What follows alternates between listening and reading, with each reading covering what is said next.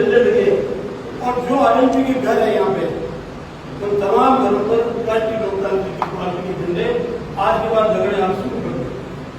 हमारा चुनाव कैंपेन आज से शुरू हो गया है।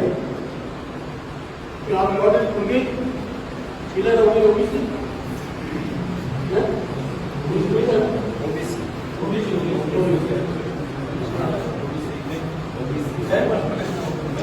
जनरल है महिला और दोनों लड़ सकते हैं।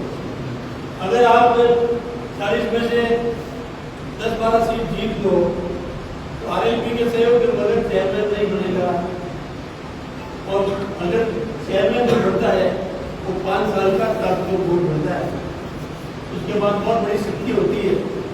इसलिए पूरी ताकत वोट देना, हल्के में चुनाव मत करना, लगो तो दिल से लगो, ताकत से लगो ताकि परिवर्तन ला सको। हमको परिवर्तन की लड़ाई लड़नी है कि बिलाड़े के अंदर हम जीत की लड़ाई लड़ो।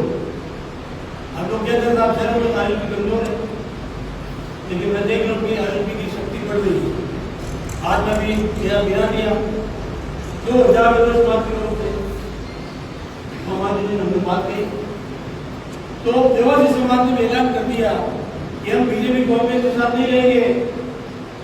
हम आगामी पंचायत राज और विधानसभा चुनाव में राष्ट्रीय लोकतांत्रिक पार्टी के साथ रहेंगे।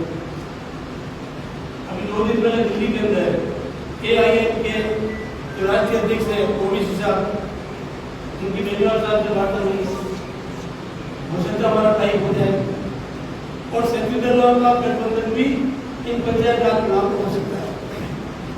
उनकी भी रैली करेंगे। हमें हमारा स्थिति सुदृढ़ हो रही है वहाँ केजरीवाल साहब की अमित शाह की भी अभी विधन का फैसला हो गया, गठबंधन हो गया, इससे संभावना बढ़ रही है। तो अगर बदल जाएंगे धर्म के अंदर भी लोग इनसे धागों में परेशान है।